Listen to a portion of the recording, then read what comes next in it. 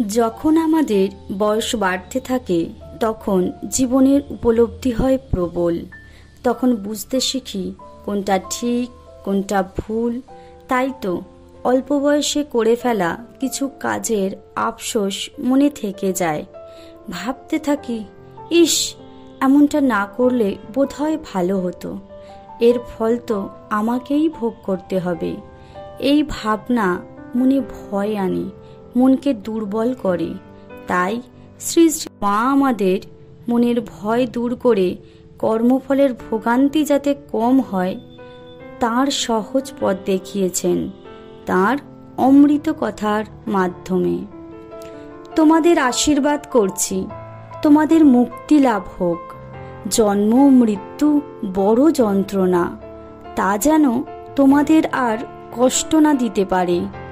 জানবে এই তিনটি সম্বন্ধে খুব সাবধানে চলতে হয়। প্রথম, নদীর তীরে বাসস্থান। কোন সময়ে নদী হুশ করে এসে বাসস্থান ভেঙে নিয়ে চলে যাবে তার কোনো নিশ্চয়তা নেই। দ্বিতীয়ত, সাপ দেখলেই খুব সাবধানে থাকতে হয়, কারণ সাপকে বিশ্বাস নেই, কখন এসে কামড়ে দেবে তার কোনো ঠিক নেই। তৃতীয়, সাধু, তাদের কোন কথায় বা ভাবে গৃহস্থের অমঙ্গল বা ক্ষতি হতে পারে তা তুমি জানো না। তাদের দেখলে ভক্তি করতে হয়, কোনো জবাব করে অবজ্ঞা দেখানো উচিত নয়। কারোর দোষ দেখো নে, আমি কারো দোষ দেখতে পারি নে। মানুষের হাজার উপকার করে যদি একটি দোষ করো তখনই মুখটি বেঁকে যাবে। তখন লোকে কেবলই দোষটি দেখে, কিন্তু গুণটি দেখা চাই গো বাবা। মনে রেখো, অপ্রিয় কথা তা সত্য হলেও যদি কারোর মনে দুঃখ দেয় তা মুখের ওপরে বলতে নেই।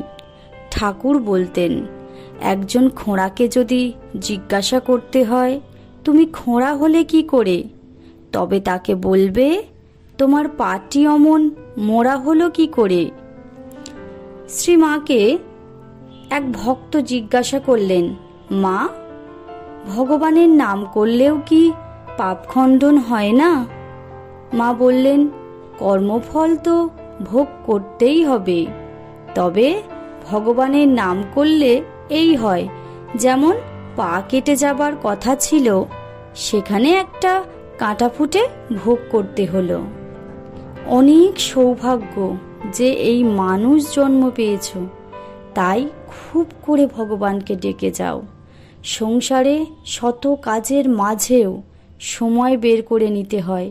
খাটবে, খুব করে খাটতে হয়, না খাটলে কি কিছু হয়? সময় তো এখনো অনেক আছে।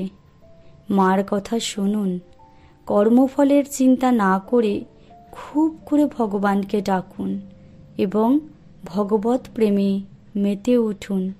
সব ঠিক হয়ে যাবে। ঠাকুর ও মায়ের আশীর্বাদ আমাদের সকলের ওপর আছে।